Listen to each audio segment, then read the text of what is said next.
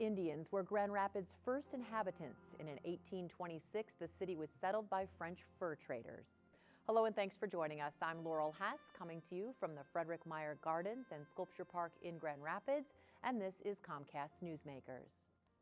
Joining me now is the Grand Rapids City Manager, Greg Sundstrom. Thank you so much for joining us today. Thank you for having me, Laurel. And way back when Grand Rapids was settled, it wasn't a city. It took several more years after it was founded to become a village, eventually a city, and now one of the biggest, most thriving cities in the state.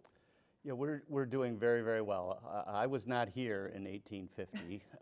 It feels like it sometimes, but no, when you look at the progress that Grand Rapids and really West Michigan has made in the last decade, it's quite phenomenal. How has it changed? How has it morphed and grown just in the last 10 years? Well, a decade ago, Grand Rapids had the highest concentration of manufacturing jobs of any metropolitan statistical area in the country. Wow. More than in Detroit and Flint, in many other industrial cities across this country. Now, it wasn't all in one industry, but people make things here in Grand Rapids. Well, we went through the Great Recession like anyone else. A good number of our jobs were lost to China and Mexico. But what's interesting is how we recovered.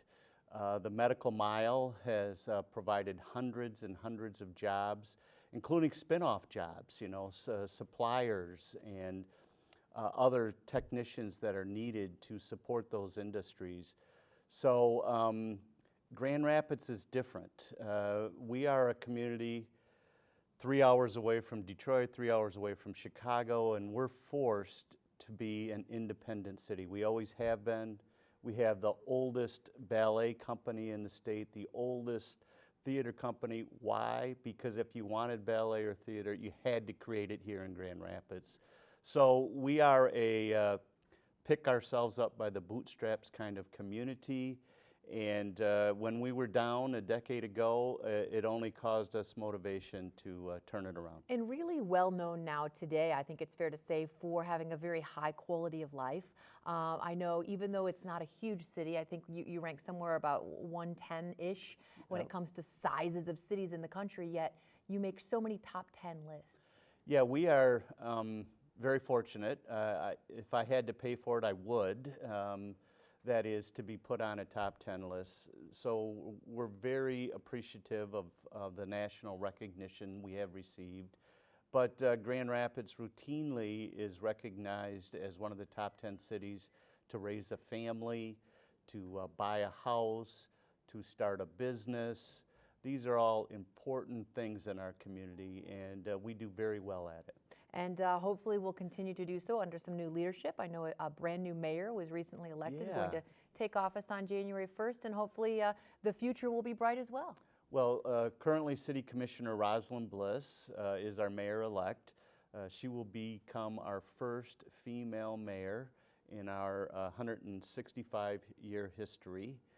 So that's quite an accomplishment in and of itself. She's a very dynamic, very bright person. The only thing I'm really kind of fearful of is she has a high level of energy, and will I be able to keep up? That's a good concern. Yeah. Very quickly, where do you see Grand Rapids in the next, say, 3 to 5 years? I think we're becoming increasingly metropolitan and urban, and I think we will compete on a national stage with cities much larger than us for convention business and other national business. You know, look out Cleveland, look out Phoenix. We're here to compete. All right, nicely said. Thank you so much for joining us today. Thank you. Today's COMCAST Newsmaker was Greg Sundstrom, the City Manager for the City of Grand Rapids.